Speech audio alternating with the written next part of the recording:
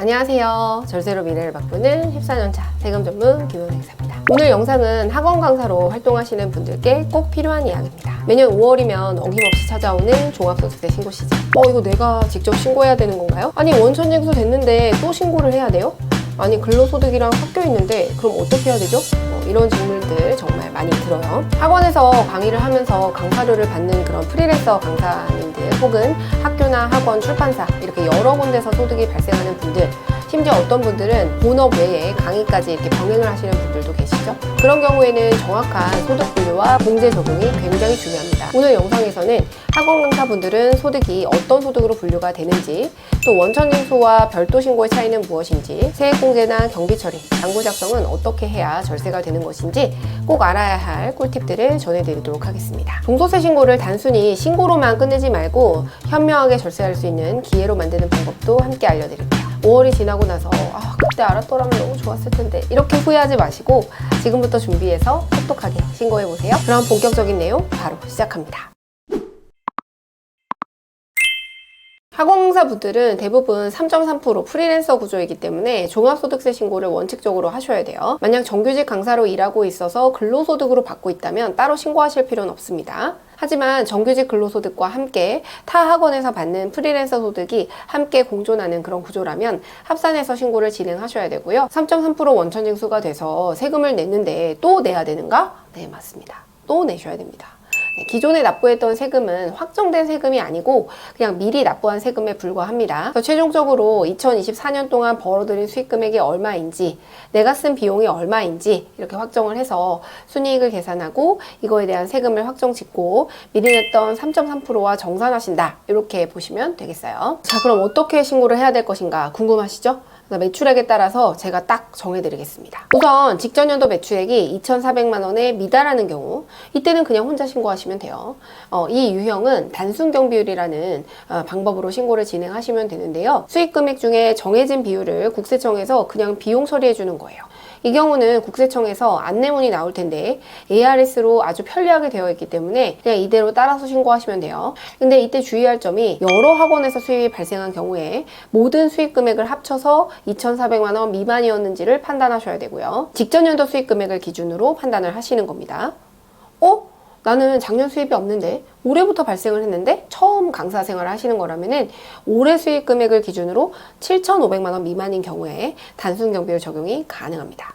이 경우에는 ARS로 국세청에서 날라온 안내문대로 그냥 신고하시면 되고요. 그 이상일 경우에는 저희한테 오셔야 돼요. 그래서 직접 신고하는 것보다는 의뢰를 맡기면 절대적으로 유리하거든요. 자, 다음 케이스 보겠습니다. 만약에 직전 연도 매출액이 2,400에서 7,500만 원 이렇게 사이에 해당이 되면 더 이상 단순 경비율 방식으로 신고할 수 없어요. 즉 많은 비율의 비용을 그냥 비용으로 빼주는 방식, 이 단순 경비율 방식 사용할 수 없는 건데요. 왜냐면 기준 경비율 대상자로 변환되기 때문이에요. 이 경우에는 간편장부로 작성을 해서 신고하는 게 보통 유리합니다. 간편장부는 일반적인 가계부처럼 1년 동안 매출액이 얼마고 내가 쓴 비용이 얼마, 이렇게 해서 결국 남는 순이익이 얼마이기 때문에 이 순이익에 대해서 세금이 얼마다, 이런 식으로 정산이 되는 건데요. 예를 들어서 학원 강사 수익 금액이 6천만 원인 경우를 가정해 볼게요. 이 경우에는 국세청에서 날라온 안내문대로 그냥 신고를 하게 되면 추가 납부세액이 약 550만 원 정도로 결정이 될 거예요. 왜 이렇게 세금이 많이 나오냐? 학원 강사 업종 코드를 기준으로 단순 경비율은 61.7%인데 기준 경비율은 14.9%로 비율이 확 낮아지거든요. 그러니까 비용을 인정해주는 비율이 46%나 하락하는 것을 의미하게 됩니다. 결국 직전 연도 수익 금액 2,400이 넘어가면 그냥 성실하게 장부 만들라는 거예요. 수입이 얼마인지, 너가 쓰는 비용이 얼마인지, 신용카드나 현금 영수증 같은 적격 증빙을 갖춰서 너희는 더 이상 아마추어가 아니니까 관리해라, 이런 의미죠. 6천만 원에 대해서 14.9%만 비용 처리가 되면 순이익은 5,100만 원 정도가 되고요. 세금은 610만 원 정도로 납부세액이 결정돼요. 이때 기존에 납부했던 원천징수된 180만 원 빼면 430만 원 정도가 되는데 장부를 작성하지 않았으니까 세액의 20%인 123만 원 정도가 납부세액이 추가되는 거예요. 그렇게 되면 세금은 553만 원 정도로 결정이 되는 거죠. 자, 같은 상황에서 간편장부로 신고를 진행한다고 가정해 볼까요? 예를 들어서 학원 강사 수익 금액이 6천만 원이지만 1년 동안 내가 쓴 비용을 계산해 보니까 4천만 원이었다, 이렇게 가정을 해보죠. 이렇게 되면 순이익은 2천만 원이죠.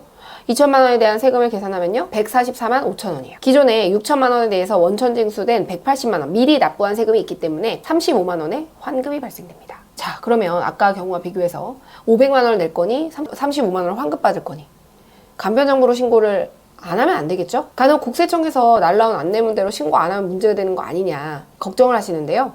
네, 아닙니다. 국세청에서 날라오는 안내문은 단순히 그렇게 신고해도 돼 라는 안내하는 사항일 뿐 그렇게 해 라는 게 아니에요. 따라서 이 경우에는 간편정보 방식으로 종합소득세 신고를 하는 것이 절대적으로 유리하겠죠. 혼자서 못하시면 저희 같은 세무대리를 이용하시는 건데요. 수수료를 제하고라도 엄청난 세금 절감이죠. 그래서 많은 분들이 국세청 안내문 발송이 시작된 이후로는 그냥 납부해버리시는 경우가 있거든요. 정말 안타깝습니다. 게다가 이렇게 간편정보 대상자들은 복식부기 방식으로 신고를 하게 되면 세액의 20%를 빼주는 세액공제 제도까지 있어요. 소득이 높은 분들은 이런 기장세액공제까지 적용할지 여부를 고민해 보시는 게 좋겠죠. 마지막으로 직전 연도 매출액이 7,500만 원 이상인 복식부기 의무자인 경우를 말씀해 보도록 하겠습니다. 이 경우에는 직접 신고하시면 안 되고요. 복식부기 방식으로 재무제표, 손익계산서 이런 것들을 작성해야 되기 때문에 세무서에서는 이 정도 금액이면 더 이상 영세하지 않다고 보는 거예요. 그럼 장부를 제대로 만들어서 신고해라 이런 의미로 보시면 되겠습니다. 수수료도 아깝고 나는 비용도 없기 때문에 그냥 혼자 신고하고 싶어 하시면 아까 말씀드린 그 기준경비율 방식으로 신고를 하되 무기장 가산세를 세액의 20% 추가해서 세금 납부를 하시면 돼요. 그리고 7,500만 원 넘어가는 선생님들께서는 이제 더 이상 세금 환급을 기대해서는 안 됩니다. 대부분 이제 소득률이 최소 30% 이상이고요. 대부분 남는 비율이 40에서 50% 이상이거든요. 소득이 30-40% 이상은 남는 걸로 신고하셔야 돼요. 이렇게 신고를 하게 되면 환급이 아니라 대부분 납부세액이 발생하게 되는 것이죠. 물론 많은 분들이 남는 게 없는데요 이렇게 말씀을 하시는 경우가 있는데 진짜 남는 게 없는지 들여다보면은 비용 처리가 되지 않는 뭐 주택담보대출이자, 실비, 종신보험 납부액, 아이들 교육비용, 의료비용 이런 것들 때문에 남는 게 없는 경우가 많거든요. 이런 것들은 세금 내고 납부하시는 거예요. 아니 그럼 도대체 어떤 항목들이 비용 처리가 되는 거냐 이렇게 질문을 주시는 선생님들이 많으실 텐데요. 학원 강사분들이 비용 처리하는 항목은 대부분 다음과 같습니다. 보통 강의 준비와 관련된 비용들이겠죠. 교재 구입 비용이나 뭐 학습자료 비용이라든가 뭐 인쇄 비용, 교통비, 강의실 대관료 이런 것 가끔 뭐 학부모나 뭐 학원 담당자분들 이렇게 함께 티타임을 갖거나 또 식사를 하시는 경우가 있을 수 있죠. 또 경조사비를 지불하는 경우가 있는데 이런 것들도 연간 1,200만 원 한도 내에서 비용 처리가 가능합니다. 또 학원 강사님들이 요즘에 해외 결제 내역들이 많으세요. 해외 유료 어플이나 뭐 프로그램 이런 것들을 사용해서 해외 결제 내역들이 있는 경우가 있는데 이 부분도 비용 처리에 반영될 수 있도록 사용 내역을 잘 관리해 주셔야 돼요. 그래서 이런 비용들은 비용으로 인정받기 위해서는 사업 관련 지출을 반드시 사업용 신용카드, 체크카드로 쓰셔야 되고요. 종종 본인 명의 카드 대신에 가족 카드를 쓴다거나 근로자인 남편이나 아니면 아내분 명의 카드로 지출하시는 경우가 있는데 이렇게 하시면 안 됩니다. 그리고 학원 강사님 중에 뭐 조교나 학습 도우미 이렇게 이런 분들에게 지불하는 비용을 인건비로 처리하시는 경우가 있는데요. 면세 사업자를 낸 상태에서 인건비 처리를 하게 되면 그동안 받았던 수익 금액에 대해서 부가세가 과세가 되면서 세금 폭탄으로 이어질 수가 있기 때문에 이 부분을 주의하셔야 돼요.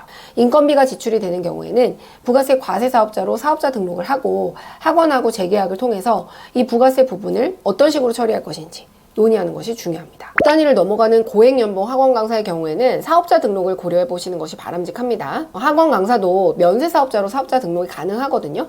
이걸 통해서 사업용 신용카드나 세금계산서, 계산서 이런 것들을 사업자 명의로 수취하면 적격증빙으로 인정을 받을 수 있거든요. 반대로 이 사업자 등록 없이 신용카드를 사용한 경우에는 그 사용 내역이 국세청에 자동으로 보고가 되지 않아요. 그렇기 때문에 이게 전부 비적격 비용으로 간주될 수밖에 없거든요. 이에 따라서 불필요한 서명 요구나 비용 부인 등의 리스크가 발생할 수 있습니다. 따라서 고소득 학원 강사일수록 저는 사업자 등록을 하셔서 신용카드와 같은 이런 관련 지출을 명확하게 보고하고 관리하는 것이 절세 전략 측면에서 훨씬 유리하다고 항상 말씀을 드리고요. 그리고 이런 프리랜서인 경우에도 노란우산 공제 같은 거 가입하실 수 있거든요. 가입하면 최대 500만 원까지 비용 처리가 가능하고 또 퇴직금이 없는 그런 프리랜서 분들의 노후에 대비해서 세금도 줄이고 노후 대비도 가능한 이런 노란우산 공제 같은 상품도 활용해 보시는 걸 추천을 드립니다. 유사한 게 있죠. 바로 연금계좌 가입하는 건데요. 이것도 하나의 방법이겠죠. 이거는 연간 900만 원까지 가입이 가능하고요. 900만 원 납입하게 되면 12에서 15% 정도 세액 공제가 가능합니다. 강사님들이 바쁘시다 보니까 종종 놓치시는 한 가지 포인트가 있는데요. 바로 사업용 계좌를 신고하는 거예요. 사업용 계좌를 제때 신고하지 않으면 가산세뿐만 아니라 각종 세액공제나 감면 혜택이 배제될 수 있기 때문에 꼭 미리 계좌 신고를 해두는 것이 바람직하고요. 신고 기한은 복식부기 의무자가 된 해에 6월 30일까지 신고입니다. 예를 들어서 2024년도 기준으로 매출액이 7,500이 넘었다. 그러면 2025년 6월 30일까지 신고하셔야 되거든요. 그래서 이번에 종합소득세 신고하면서 내가 복식부기 의무자가 되었고 사업용계좌 신고를 해야 되지 않은지 이런 것들을 확인하셔서 내지 않아도 될 세금을 줄이는 것도 절세 포인트라는 점 잊지 않으셔야 됩니다. 그리고 이 고액 연봉 강사님들은 이렇게 종소세만 신고하고 나면 끝이 나는 줄 아시는데 끝난 게 아니에요. 바로 건강보험료 정산이 남아있기 때문인데요. 예를 들어서 2024년도 소득이 1억 5천만 원으로 결정되었다라고 가정해 보겠습니다. 이 경우에는 2025년 5월 말 정도 신고를 하시겠죠? 그럼 11월쯤에 건강보험공단에서 1억 5천에 7% 하면 한 1,000만 원 정도가 건강보험료 정산액으로 부과가 됩니다. 엄청나죠? 근데 보험료율은 감면이나 세액공제 같은 혜택이 전혀 없어요. 그렇기 때문에 그대로 그냥 내셔야 되는 거예요. 그래서 자금적 부담이 크기 때문에 그냥 소득 신고를 하고 끝나면 안 되고 이렇게 건강보험료 정산액이 얼마나 나올지 확인을 하셔서 미리 자금 계획을 세워두시는 것이 바람직합니다. 지금까지 학원 강사분들을 위한 종합소득세 신고 가이드를 함께 알아봤는데요. 소득이 적을 때는 그냥 단순히 신고만 해도 되지만 소득이 많아질수록 장부 작성, 적격 증빙, 사업자 등록 여부, 건강보험료 정산까지 신경 써야 될 부분들이 정말 많아지죠. 특히 억 단위 고소득 강사님들의 경우에는 사업자 등록은 이제 선택이 아니라 필수 절세 전략이 될 수 있습니다. 조금만 놓쳐도 이 수백만 원의 세금과 가산세, 건강보험료까지 추가 부담이 될 수 있기 때문에 단순히 신고를 마친다가 아니라 어떻게 신고하느냐가 핵심이겠죠. 혹시 오늘 영상을 보시면서 내 상황에서는 어떻게 해야 되지? 이렇게 고민이 생기셨다면 전문가의 도움을 받는 것, 그거 자체가 절세 시작입니다. 궁금하신 점은 댓글이나 문의 남겨주시고요. 오늘 영상이 도움이 되셨다면 좋아요와 구독 그리고 알림 설정까지 부탁드립니다. 절세는 정보에서 시작되고 실천에서 완성됩니다. 저는 다음 영상에서 더 유익한 절세 전략으로 다시 찾아뵙겠습니다. 감사합니다. 안녕.